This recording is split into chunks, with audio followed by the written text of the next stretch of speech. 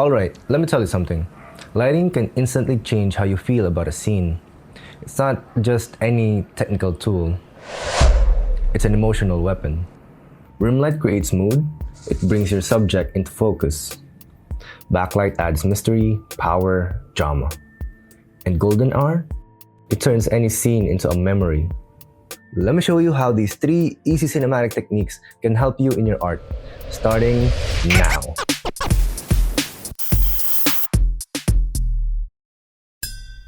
Alright, but first let me just fix my hair. It's a little too long now. Okay, I guess it was better. Is it? I don't know. Hey, what's going on guys? Mikomiks here, back at it again with another video. So today we're gonna talk about lighting, and I'm kind of excited for today because just set it up. I have a new camera. I use my old mic, plug it in my laptop, and the old OBS, the old trusty OBS, and yeah, let's get it on. Welcome to my screen again. It's been a while since I last did something like this. Last time I did this is, I think it's I did some stream. You can check it out here. I'll just post a link.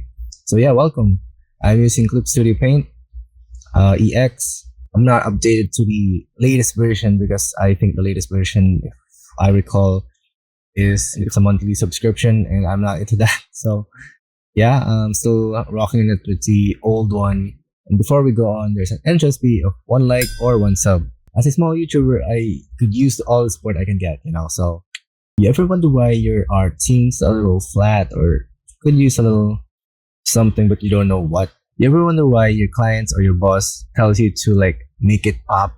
One thing you could do is to play with lighting. The human eye is naturally drawn towards contrast, towards lights and shadows. Back then when I was a beginner, I used to have super flat art. I guess I'll show it in the screen. When I was a beginner, I wanted to make my art extra, make it better than the other peers, but for some reason I couldn't create that extra thing. It sort of feels that I'm missing something, but I don't know what. Then I discovered lighting. I've discovered the simple steps that you could do right now so that you could enhance your art. You might say, Miko, isn't lighting complicated? Doesn't it have extra steps like key light, ambient light, etc.? Alright, listen. Don't think about complicated things. Don't overthink it. Just listen till the end of the video and I'll tell you why it's simple. Alright, let's get down to business. So over here, I already made a pre-made character so that we could focus on lighting. To give you context, is my original character, Can Kid, from a comic that I'm making.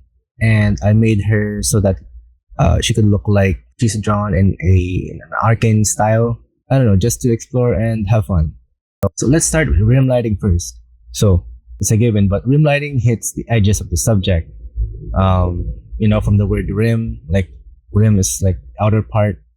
So first out, what we're gonna do is to add ambient lighting to our drawing, since we wanna encapsulate our character into the environment that he or she is in. So right now, my character, Can Kid, she's inside this gray background or gray void.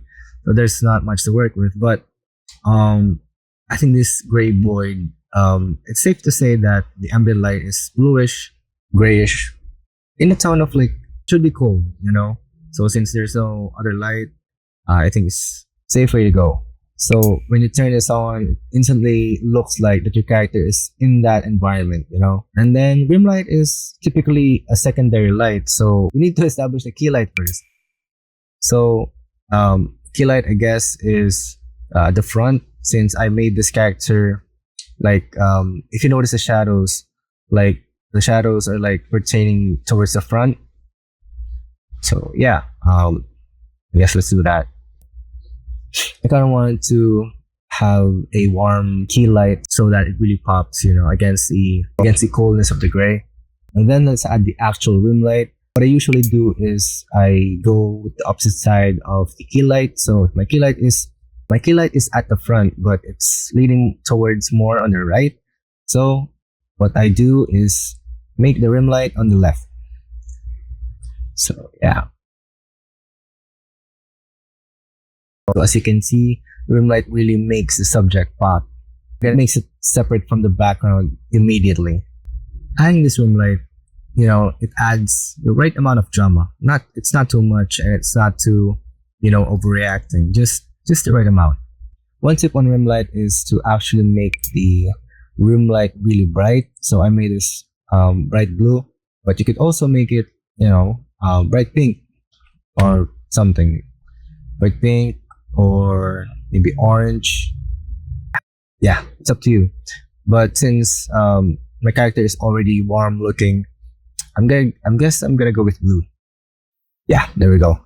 Not to mention it contrasts yellow. All right, moving on. Next up is backlighting.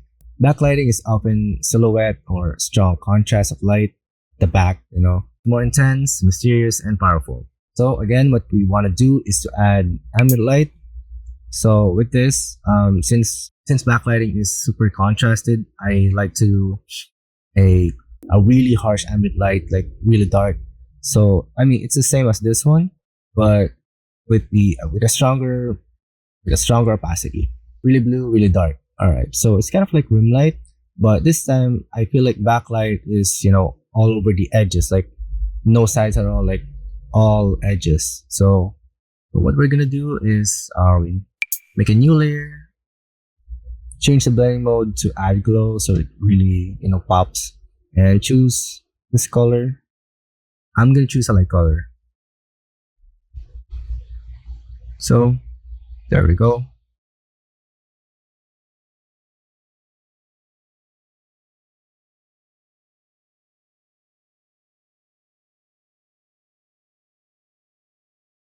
And one tip for backlighting is what I like to do is to grab the soft brush tool and then add light to the the little divisions that light might seep through.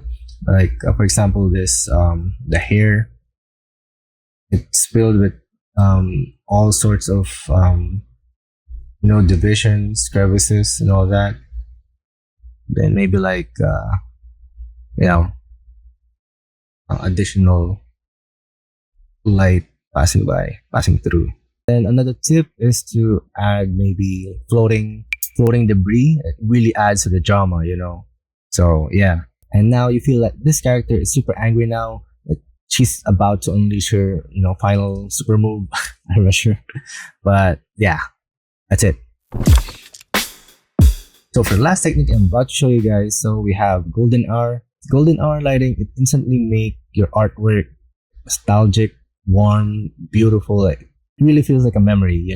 So again, what we want to do is to add ambient lighting. So with this one, I turned it to 50%.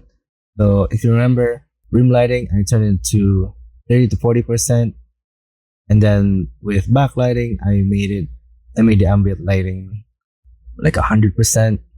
It's golden hour, I feel it's just right, so 50 to 60% is, I guess, okay. And yeah, make another layer. And as you know, make the blending mode to add glow. The Frost Jaws have his color dodge time. We have add glow time. So yeah, that's what we have. Then yeah, pick a dark yellow color or gold or something. And yeah, just go wild, go nuts. See, it instantly makes it contrasted, It's really cool. What I do with golden hour is like I just do one side only, because if you do all of them, like it's gonna be like super overexposed, and I don't know, you're just burning in the heat at this point.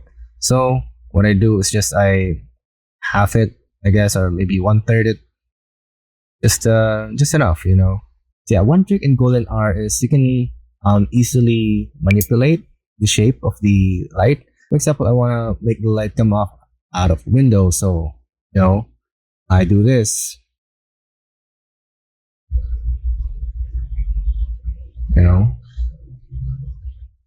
and you can just adjust according to the shape, something like that. So it looks bad, but yeah, you get the point. Here's another example of a golden hour, a see-through in a window. And yeah, I purposely like left this eye out, so at least you can still see. The example, if your character is outside, you can do this, cut some light using like foliage brush, so it really looks like she's outside. Yeah, adjust according to what you want. Golden hour typically looks kind of like, a final chapter kind of thing. And I guess that's why animes use it for their outros. If you notice, yeah, I guess it's too harsh. There we go. Yeah, there you go. All right, there you have it, guys. Some easy steps on how to level up your art. Lighting can really feel intimidating, with all the ambient light, key light, rim light, the different kinds of light. It's really complicated, but if you narrow it down to these simple techniques, you're gonna be okay. I hope you gained a little bit of knowledge, and don't overthink it. Just play around with it and see what works. You can even combine like rim light and golden hour. Just mix and match and see what works. Just try to play around with it, and it's easily gonna be one of your strongest storytelling weapon. So yeah, that's it. Those are the 3 simple steps that I think could enhance your art. Which one's your favorite? Let me know in the comments down below. If this video helped you, I'd appreciate a like so that I could reach and potentially help more artists, especially beginner artists. And speaking of beginner artists, here's my top advice for them. Check it out and see you on the next video.